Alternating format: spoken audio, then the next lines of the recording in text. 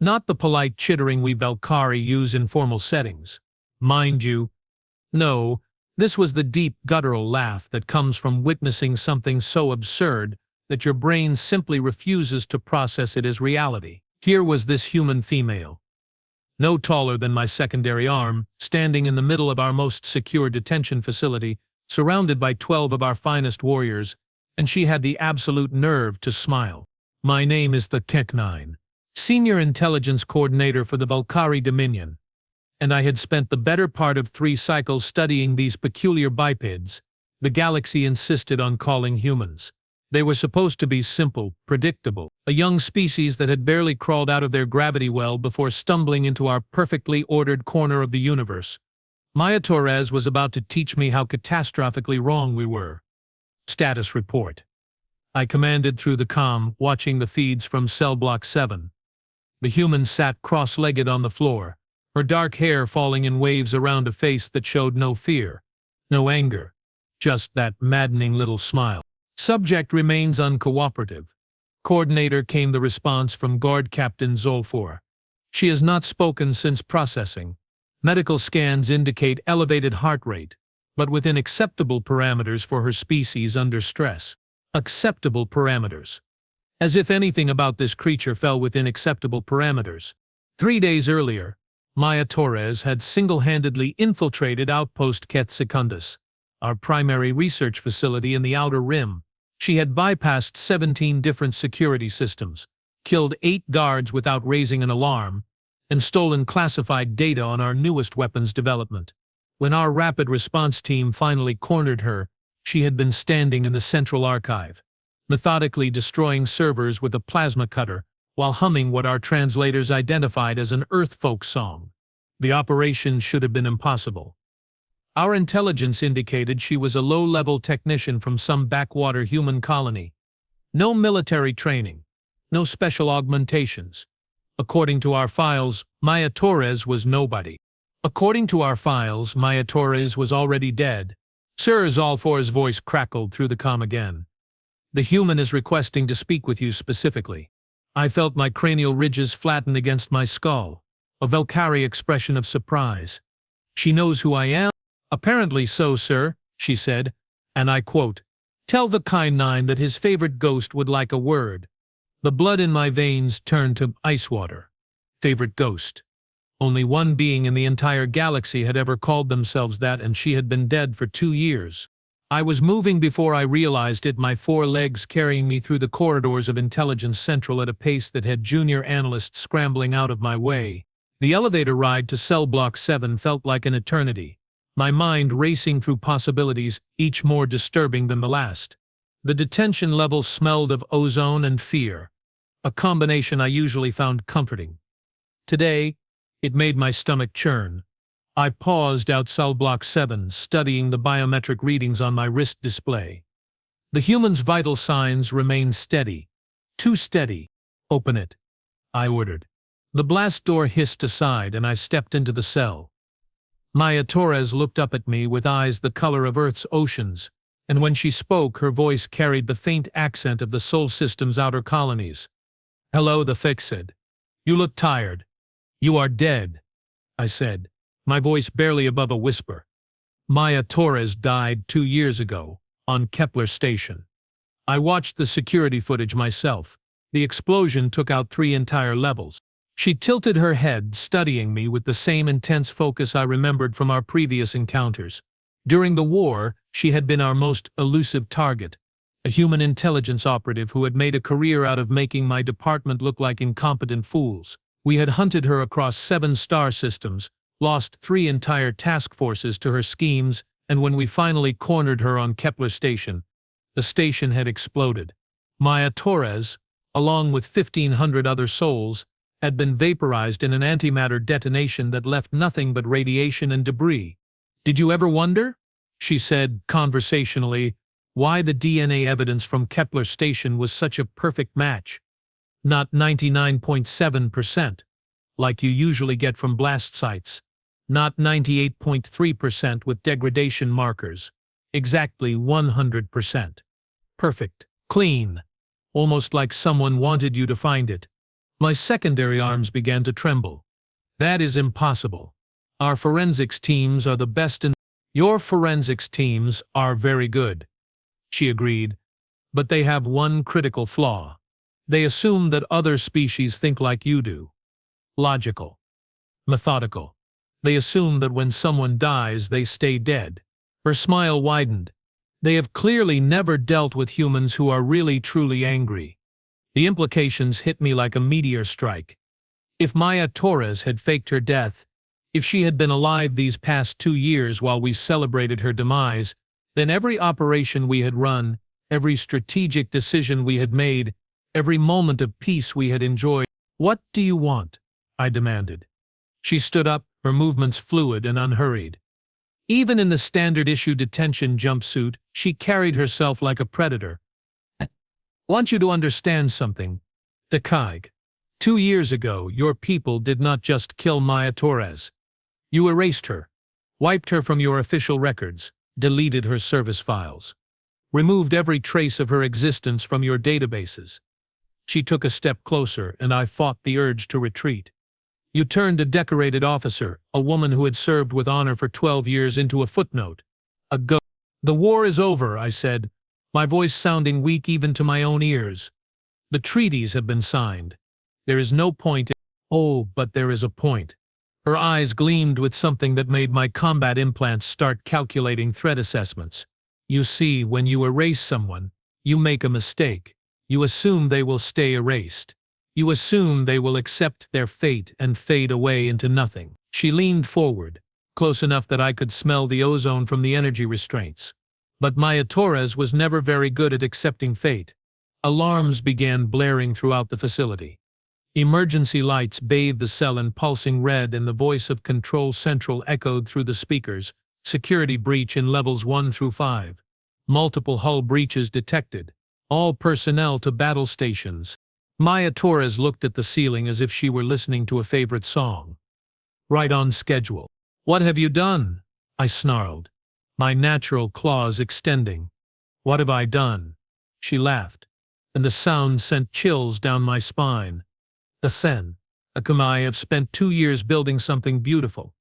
2 years creating a legacy that your people will never be able to erase. The lights flickered, and somewhere in the distance I could hear the sound of weapons fire. I have built an army. The cell wall exploded inward in a shower of superheated metal and ceramic. Through the smoke and debris came figures in black combat armor, moving with a precision that spoke of extensive training and perfect coordination. Human figures. But that was impossible. Humans did not have the resources for this kind of operation. The war had ended with their complete surrender. Their military had been disbanded, their colonies placed under Velkari oversight, their weapons confiscated and destroyed. The lead figure removed their helmet, revealing a scarred face and gray hair. Maya, the newcomer said in accented standard. Time to go.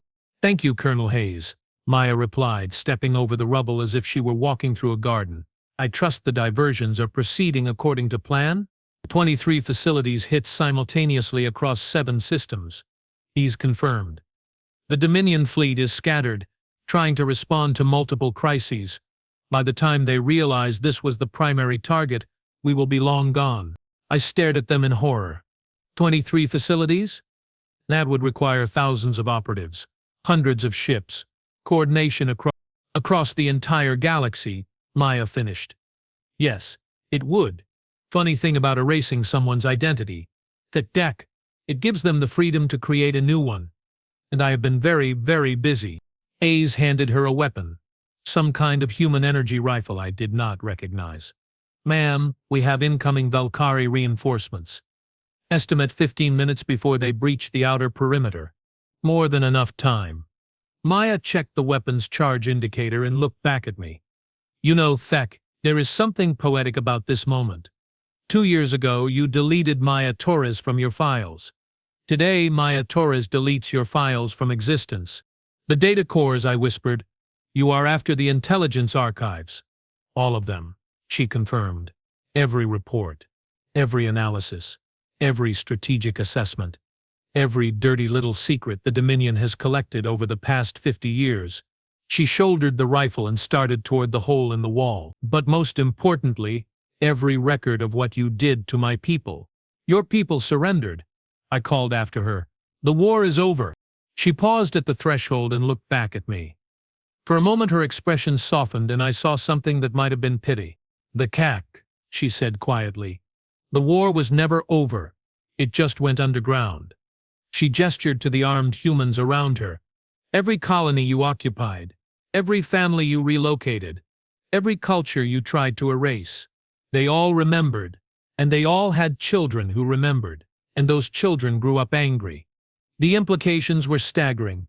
If what she was saying was true, if humanity had spent the past 2 years building a resistance movement, how many, I asked. How many what? How many humans are part of this resurrection? Maya Torres smiled, and for the first time it was not the cold, predatory expression I had grown to fear. This smile was warm, proud, almost maternal. All of them, she said. The detention facility shook as another explosion rocked the upper levels.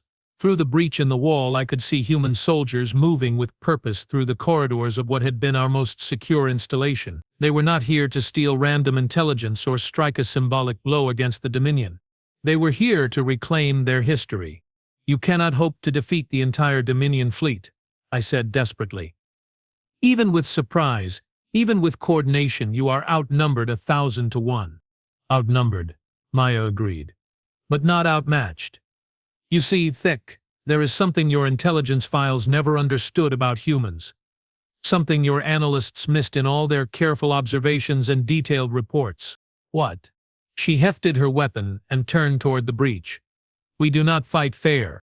The last thing I saw before the stun charge hit me was Maya Torres walking away, her figure silhouetted against the fires burning throughout my facility. As consciousness faded, I heard her voice one final time, carried on the smoke-filled air. Give my regards to the monuments, Thek. I think you are going to be seeing a lot of them. When I awoke 6 hours later, Intelligence Central was a smoking ruin. Every data core had been stripped clean. Every server had been physically destroyed. 50 years of Velkari intelligence gathering had been reduced to slag and ashes. But that was not the worst part. The worst part was the message they had left behind, burned into the metal of the main archive door in letters 3 meters tall. Maya Torres, human, soldier, unbroken. And beneath that, in smaller text, the first of many. As I stood in the wreckage of my life's work, surrounded by the bodies of guards who had died defending secrets that no longer existed, I finally understood what Maya Torres had been trying to tell me. She had not come here to steal our intelligence. The war was not over. It had never been over, and humanity had just announced its intention to win. I activated my emergency communicator with shaking hands. This is the Keen 9 to Dominion Command. Priority Alpha Alert. The humans are not defeated. Repeat, the humans are not defeated. They have been planning. They have been organizing. And they are coming. There was a long pause. Sir, are you saying the humans represent a renewed threat to Dominion security? I laughed, but there was no humor in it. Just the bitter acknowledgement of a truth I should have seen years ago. I am saying, I replied, that the humans were never the threat we thought they were. They were worse, much, much worse. I turned away from the archive door and began walking toward the exit. And now they are free. Behind me the words burned in the metal seemed to pulse with their own inner fire. Maya Torres, human, soldier, unbroken. The first of many. 72 hours after Maya Torres walked out of my detention facility, the Dominion lost its first major battle in over a decade. Not skirmishes, not raids, not the pathetic flailing of desperate refugees trying to reclaim their broken worlds. An actual, honest-to-void military engagement between organized fleets, complete with tactical coordination, strategic objectives, and enough firepower to glass a small moon. The humans won. I stood in the tactical center of Dominion Command, watching as Admiral Kettle Prime struggled to explain how 300 Himan vessels had materialized out of hyperspace, obliterated our garrison at Proxima Base, and vanished again before our rapid response fleet could arrive. The holographic display showed the aftermath in brutal detail: twisted metal, radiation signatures, and the drifting hulks of what had been our most advanced patrol ships. Impossible, Admiral Ketstrime kept repeating, his secondary arms gesturing frantically at the tactical readouts. The humans do not possess ships of this caliber. Our intelligence indicates their entire fleet was destroyed during the surrender protocols. Your intelligence, I said quietly, was provided by humans. The silence that followed my statement was deafening. Around the tactical center, junior officers exchanged glances that spoke of dawning horror. If the humans had falsified their surrender documentation, if they had hidden the true extent of their military capabilities. Coordinator, Thek 9 Supreme Commander Vel-Alpha's voice cut through the tension like a plasma blade. You will explain your statement. I activated the central holographic display, pulling up the files I had been studying since Maya Torres walked back into my life. 3 days ago, I believed Maya Torres to be dead. Our forensics teams confirmed her death. Our intelligence analysts verified the circumstances. Our surveillance networks tracked no human activity suggesting otherwise. The display shifted to show the smoldering ruins of Intelligence Central. 3 days later, she personally led a coordinated strike across 7 star systems, utilizing resources and personnel that should not exist. Continue, Vel-Alpha commanded. I have spent the past 72 hours reviewing every piece of human intelligence we have collected since their surrender. Every troop movement report, every industrial assessment, every population survey. I paused, allowing the weight of my next words to settle. I believe we have been systematically deceived for 2 full years. The tactical center erupted in chittering voices and clicking mandibles. Admiral Ketrala Prime's cranial ridges flared in indignation. That is preposterous. Our occupation forces have maintained constant surveillance of all human colonies. They would have detected any military buildup. Would they? I pulled up a new set of files. Colony Report 2CD47 Alpha. Human settlement on Kepler Fort Seavor 2b. Population, 12,000. Primary industries. Agriculture, mineral extraction. Military capability none. The display shifted to show surveillance imagery of pastoral farming communities and open-pit mines. 3 days ago, this peaceful agricultural colony launched 47 military vessels and participated in the coordinated strikes. The images changed again, now showing the same colony from different angles. But this time, the cameras had been adjusted to penetrate camouflage fields and sensor masks. Underground hangars, hidden manufacturing facilities, training complexes disguised as community centers. The peaceful farming settlement was revealed to be a military stronghold. How? Admiral Ketprime whispered. The same way Maya Torres convinced us she was dead, I replied. They gave us exactly what we expected to see. I highlighted specific sections of the imagery. Note the agricultural equipment in Quadrant 7, standard farming machinery, according to our identification systems. But look at the power consumption readings. Look at the materials being shipped in. Look at the personnel movement patterns. The evidence was undeniable. That farming equipment was manufacturing weapons. The agricultural workers were military engineers. The community centers were command and control facilities. Supreme Commander Vel-Alpha moved closer to the display, his 4 eyes studying the intelligence with predatory focus. How many colonies have been misidentified? I brought up a galactic map with human settlements marked in different colors. As I spoke, the colors began to change. Of the 437 human colonies under Dominion oversight, our updated analysis suggests that 312 have been actively deceiving our surveillance efforts. The map was now a sea of red warning indicators. We are not dealing with scattered resistance cells or desperate refugees. We are dealing with a coordinated military network that spans the entire galaxy. The implications were staggering. If the humans had been building a secret fleet for 2 years, if they had been training soldiers and manufacturing weapons right under our noses, then everything we thought we knew about the post-war galaxy was a lie. What are their objectives? Vel-Alpha demanded. Before I could answer, alarms began blaring throughout the command center. The tactical display shifted to show incoming priority signals from across Dominion space.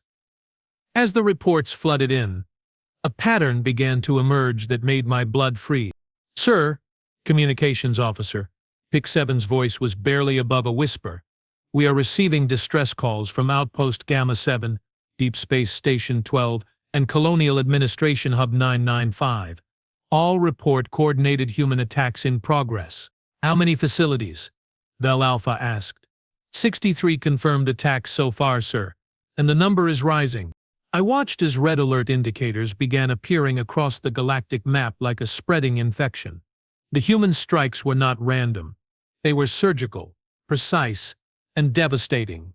Communication relays, supply depots, administrative center. Every target had been chosen to maximum disrupt Dominion operations while minimizing civilian casualties.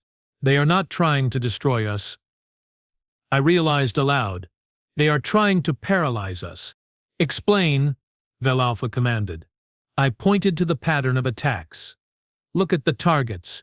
No population centers, no civilian infrastructure, no indiscriminate destruction. They are hitting our military and governmental assets while leaving everything else untouched." The strategic implications were becoming clear. This is not a war of conquest. This is a war of liberation. As if to confirm my analysis, a new signal appeared on the tactical display. It was broadcasting on all frequencies, cutting through our military communications like a knife through silk. The image that materialized in the center of the room was hauntingly familiar. Maya Torres stood before what appeared to be the bridge of a human warship, still wearing the same confident smile I remembered from our encounter in the detention cell. Behind her, I could see human officers moving with purposeful efficiency, coordinating what was clearly a massive military operation. "Citizens of the Galaxy," she began, her voice carrying across every communication channel in Dominion space. "My name is Maya Torres and I am dead." She paused, letting the irony sink in. "At least, that is what the Velkari Dominion wants you to believe. 2 years ago, they declared me killed in action. They deleted my service record. They erased my identity from their files. They tried to make me disappear." The camera pulled back, revealing more of the ship's bridge. It was massive, far larger than anything humans were supposed to possess, and it was not alone. Through the viewports I could see other vessels, dozens of them, all bearing human markings. "But here is the thing about trying to erase someone," Maya continued. "When you delete their past, you give them the freedom to write their own future. And we have been writing, my friends. We have been writing in letters of fire across the stars." Admiral Ket Prime started to reach for the communication controls, but Supreme Commander Vel Alpha stopped him with a gesture. "Let her speak," he said. "Know your enemy." Maya's expression grew serious. "For 2 years the Dominion has told you that humanity was defeated, broken, scattered to the winds and no longer a threat to anyone. They showed you our surrender documents. They paraded our captured leaders before your cameras. They convinced you that the human spirit had been crushed forever." Her smile returned, colder than the void between stars. "They were wrong." The display shifted to show footage of the coordinated attacks taking place across the galaxy. Human soldiers moving with professional precision, advanced weapons that our intelligence said did not exist. Starships launching from hidden bases that our surveys had completely missed. Every colony you occupied we turned into a fortress. Every surrender you demanded we used as camouflage. Every report of human compliance, every assessment of our broken morale, every intelligence briefing that declared us finished was part of a plan 2 years in the making. Maya's voice grew stronger, more commanding. "You wanted to make us disappear. Congratulations. You created the most dangerous enemy you could possibly face, ghosts with nothing left to lose." The footage changed again, showing something that made my combat implants activate in pure terror. Human vessels were not just attacking Dominion facilities. They were coordinating with local resistance movements on occupied worlds. Alien species that had been conquered decades ago were rising up, supported by human weapons and human tactical expertise. "The Dominion calls us a defeated species," Maya said. "But defeat is a curious thing. Sometimes when you break something completely, the pieces reorganize themselves in ways you never expected." The camera focused on her face, and I could see the fire burning in her eyes. We are no longer the humanity that surrendered to you 2 years ago. We are something new, something harder, something forged in the fires of occupation and tempered by the need for justice. Supreme Commander Vel-Alpha's combat suite was now fully active, his natural weapons extending as his body prepared for a threat assessment that kept escalating beyond all reasonable parameters. "Cut the transmission," he ordered. "Sir, we cannot," Communications Officer Pick 7 replied. "They have override codes for our entire network. The signal is being broadcast from multiple sources simultaneously." Maya seemed to hear the exchange, because her smile widened. "Oh, we are just getting started, Supreme Commander. You see, erasing someone's identity is not just an administrative action. It is a declaration of war against their very existence. And when you wage war against existence itself, you had better be prepared for existence to fight back." The display shifted one final time, showing a view of space that made every Velkari in the command center take an involuntary step backward.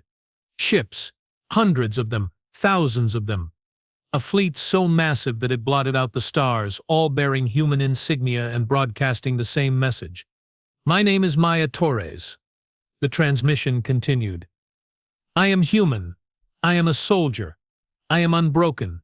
And I am no longer alone." The camera pulled back to show Maya standing among dozens of other humans, all wearing military uniforms, all displaying the same expression of cold determination. "You tried to erase our identities, so we built new ones. You tried to delete our history, so we wrote a new chapter.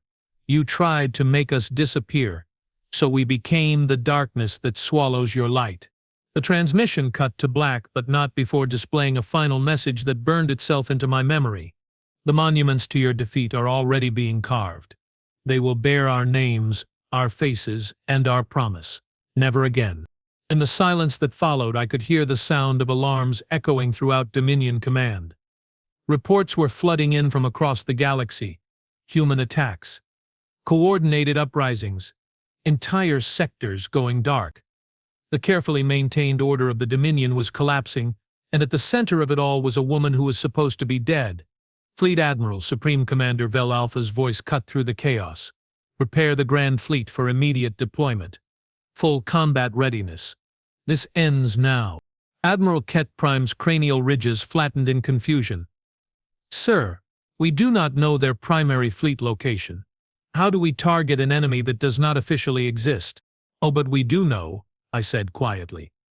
The pieces finally falling into place.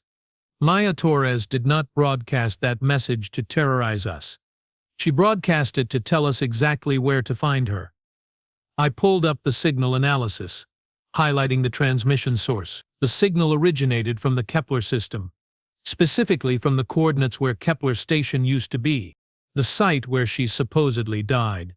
Vel-Alpha realized. "The site where she was reborn," I corrected. "She is not hiding from us. She is waiting for us. She wants us to come." The tactical situation was becoming clearer and more terrifying with each passing moment. This entire operation was not just about striking our facilities. It was about drawing our entire fleet to a single location where she can destroy us all at once. "Impossible," Admiral Ket Prime protested. "No single fleet engagement could eliminate the entire Dominion Navy. We have over 10,000 vessels." 10,000 vessels, I agreed, all of which are now being deployed to chase ghosts across the galaxy. All of which are moving according to strategic imperatives that Maya Torres helped us develop. The horrible truth was taking shape. She has been inside our decision-making process for 2 years. Every tactical doctrine we have developed, every strategic assumption we have made, every contingency plan we have prepared was influenced by intelligence that came from human sources. The command center fell silent as the implications sank in. If Maya Torres had been feeding us false information for 2 years, if our entire strategic framework was based on lies, then we were not hunting her fleet. We were walking into the most elaborate trap in galactic history. "Sir," Communications Officer Pick 7 spoke up again. "We are receiving a priority transmission from the Kepler system. Audio only." "Put it through," Vel-Alpha commanded. Maya Torres' voice filled the command center. But now it carried a different tone. Not the cold professionalism of her public address, but something warmer, almost friendly. "Hello, Thek. I know you are listening. I know you have figured out where we are. And I know you are trying to decide whether to come after us or cut your losses and run." There was a pause, filled with the background hum of a massive starship. "I want you to know that I respect the choice you have to make. But I also want you to understand something." "What?" I found myself asking aloud. As if she could hear me. Maya's voice continued, "2 years ago you deleted Maya Torres from your files. Today Maya Torres deletes the Velkari Dominion from history. We are going to write our names across the galaxy in letters so large that no one will ever be able to erase them again. We are going to build monuments to human endurance that will stand until the stars burn out. And we are going to start with the fleet you are about to send to destroy us." The transmission ended, leaving us alone with the sound of alarms and the growing realization that we were facing an enemy unlike anything the galaxy had ever seen. "Orders, sir?" Admiral Ket Prime asked. Supreme Commander Vel Alpha stared at the tactical display for a long moment, his 4 eyes reflecting the red glow of alert indicators. When he finally spoke, his voice carried the weight of inevitability. "Assemble the Grand Fleet," he said. "Full deployment. Every available vessel. We end this now, or we lose everything we have built." As the orders went out across Dominion space, I found myself thinking about monuments, about how they were built, about what they represented, about how the dead were remembered. Maya Torres had been right about one thing. When you try to erase someone completely, you give them the power to redefine themselves entirely.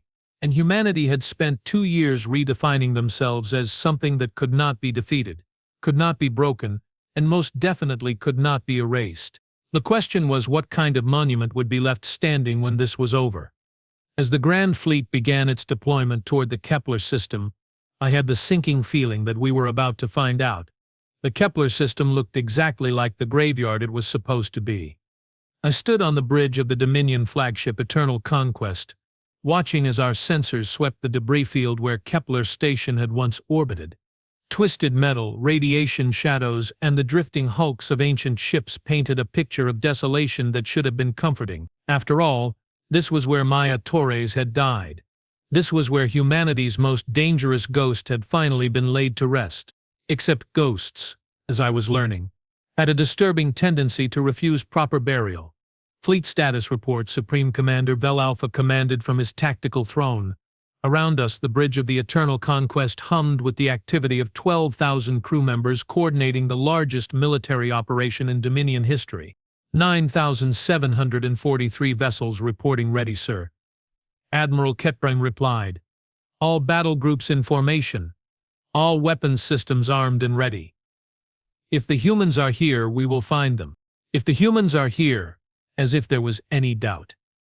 Maya Torres had spent 2 years orchestrating the most elaborate military deception in galactic history, and now she had drawn our entire fleet to the one location in the galaxy that held the most symbolic significance for both our species. She was here. The only question was where. Sir, Sensor Technician Jek 5 called out from his station. I am detecting massive gravitational anomalies throughout the system. The debris field is not behaving according to normal orbital mechanics.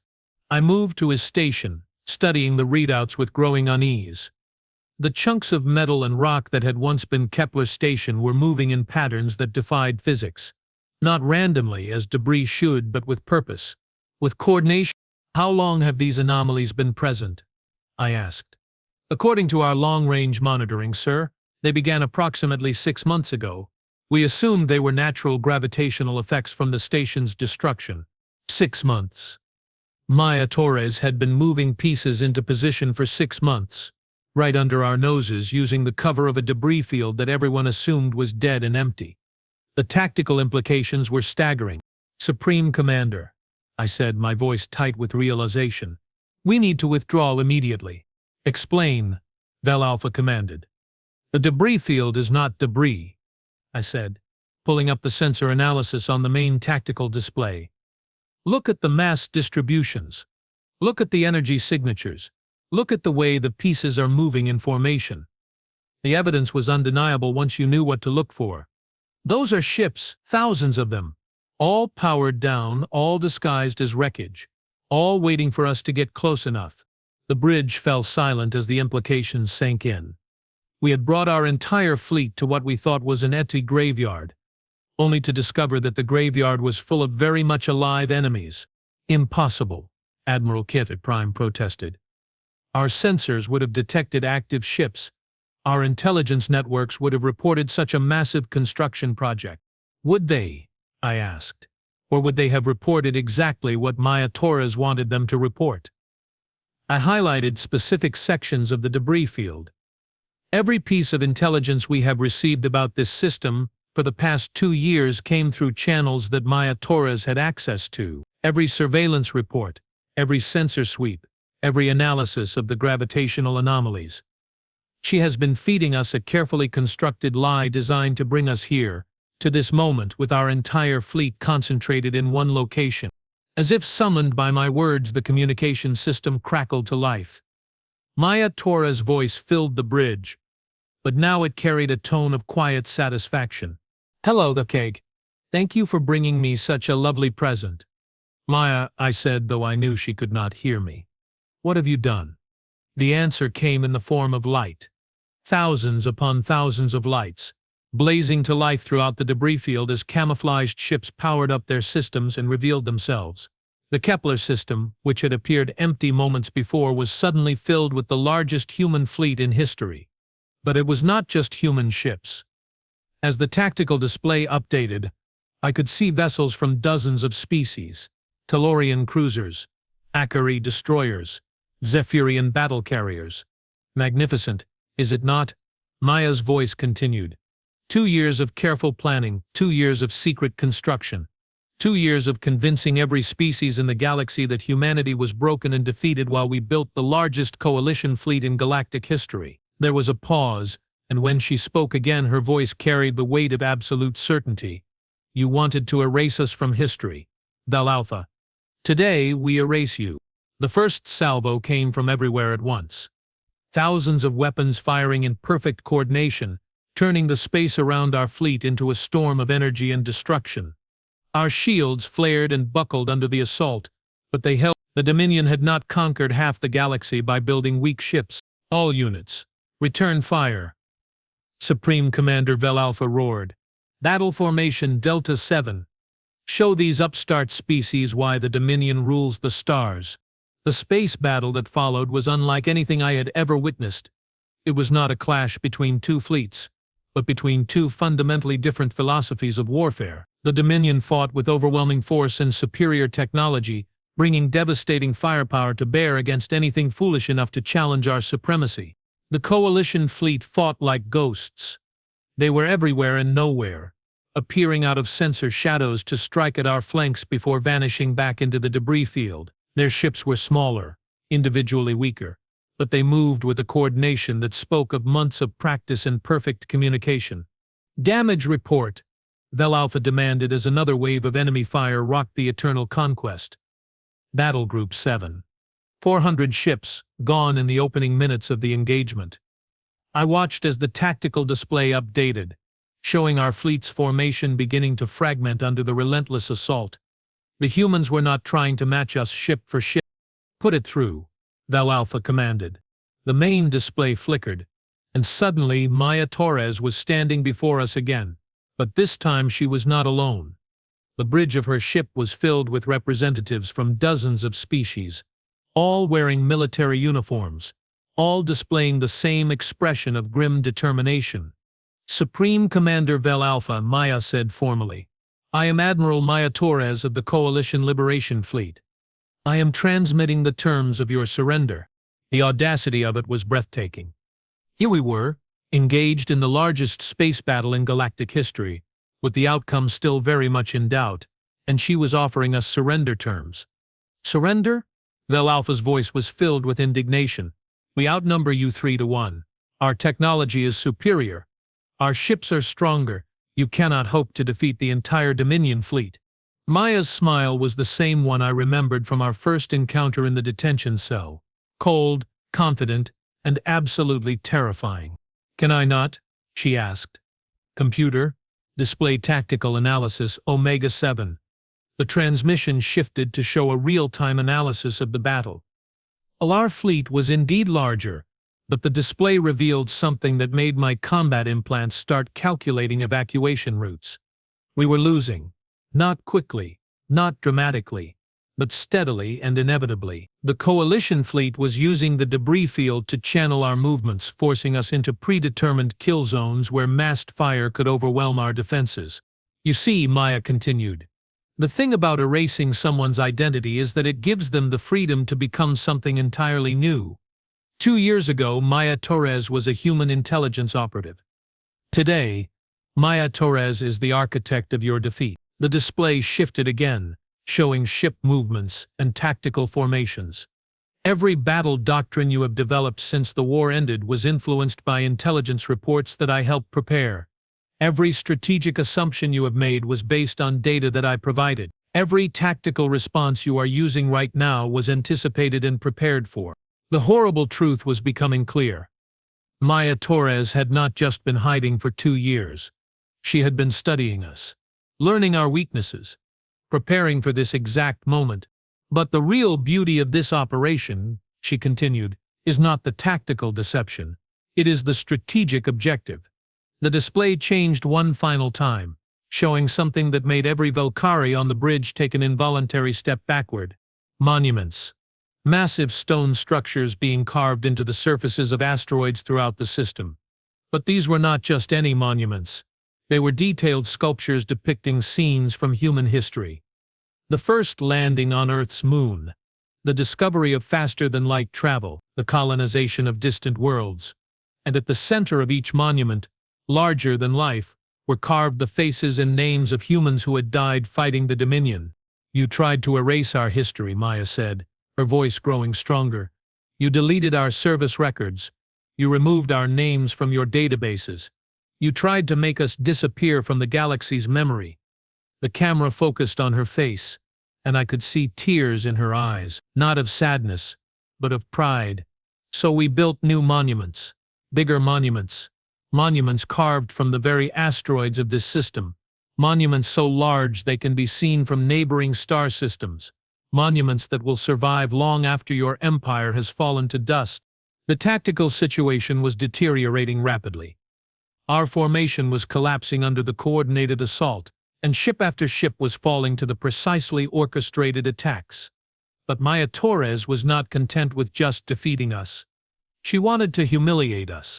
Every human who died fighting your occupation, she continued, every name you deleted from your files, every identity you tried to erase is being carved into stone that will last 10,000 years.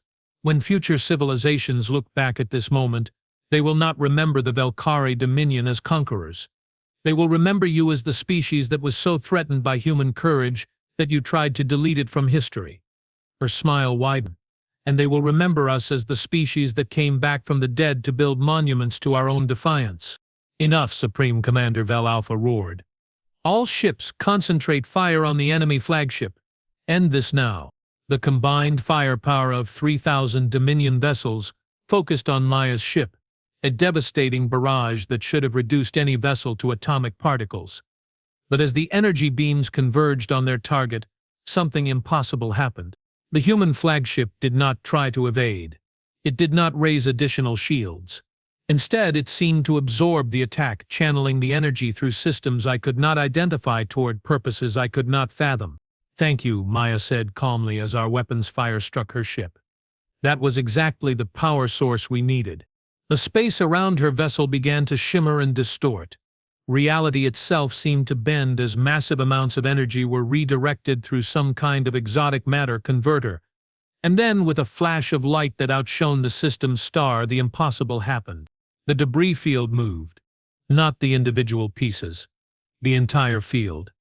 Thousands of asteroids, chunks of metal, and hidden ships began moving in perfect synchronization, forming geometric patterns that defied every law of physics I understood. But this was not just movement, this was construction. The debris field was rebuilding itself into something new, something that served as both weapon and monument. Behold, Maya's voice echoed across all frequencies, the Kepler Memorial. the largest monument in galactic history, built from the wreckage of a station where humans were supposed to die quietly and be forgotten. The reformed debris field was taking shape around us, creating a massive structure that dwarfed even our largest ships. Every name you tried to erase is carved here. Every identity you tried to delete is preserved here. Every human you tried to make disappear is remembered here. The memorial was not just large. It was strategically positioned to create a series of gravitational effects that began pulling our fleet toward its surface. Ships that tried to break away found themselves caught in tractor fields generated by hidden projectors throughout the structure. We were being drawn in, captured, and collected like specimens. Admiral Ket Prime, Vel Alpha commanded, his voice tight with desperation. Emergency hyperspace jump. All ships, immediate withdrawal. Sir, the gravitational effects are interfering with our hyperspace generators, came the reply. We cannot achieve jump velocity.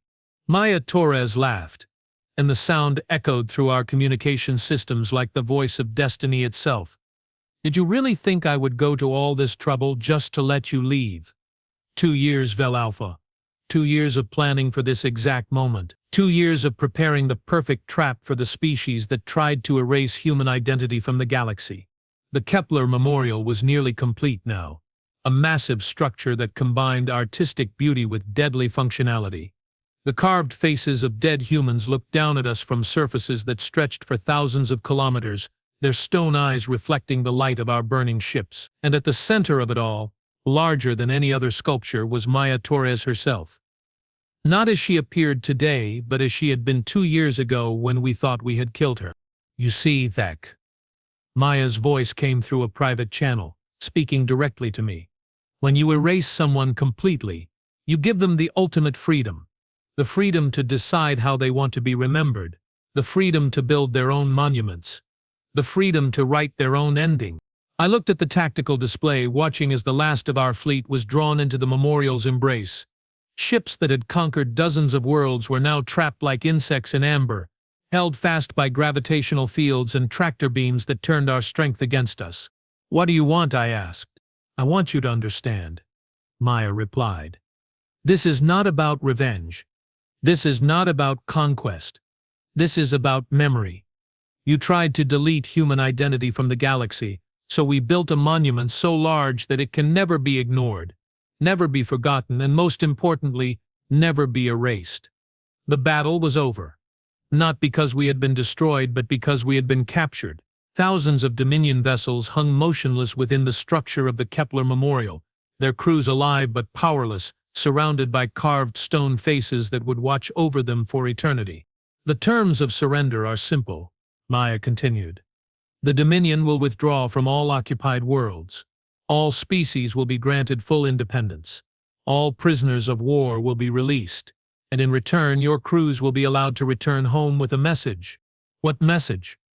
Supreme Commander Vel Alpha asked, his voice barely above a whisper.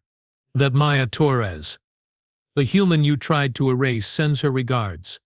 The transmission shifted to show the completed memorial in all its impossible glory, and that this monument, carved from the debris of your defeat, will stand as a reminder to future generations. A reminder that some things cannot be deleted. Some identities cannot be erased, and some ghosts refuse to stay dead. As our ships were released from the memorial's gravitational grip, I found myself staring at the massive structure we were leaving behind. It was beautiful and terrible, a work of art that was also a weapon, a tomb that was also a celebration. The faces carved into its surface seemed to watch us go, their stone eyes reflecting a mixture of sorrow and triumph. Coordinator, Thek 9. Maya's voice came through the comm one final time. When you return to Dominion space, when you file your report on what happened here, remember this. You did not lose to a superior military force.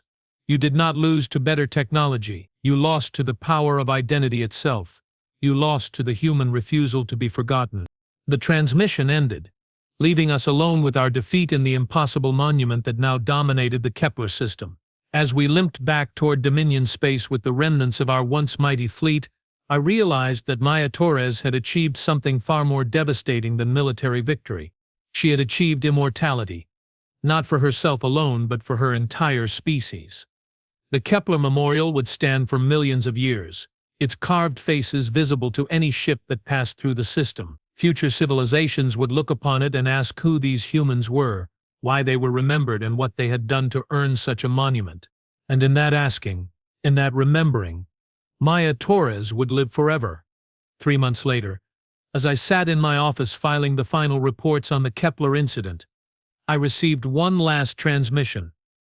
It was brief, personal, and encrypted with codes that only Maya Torres could have known. "Thank you, Thek," the message read, "for giving me the chance to become a monument." Outside my window, I could see construction crews working on the first of many memorials being built throughout former Dominion space. Each one bore the same inscription, "In memory of those who refused to be forgotten."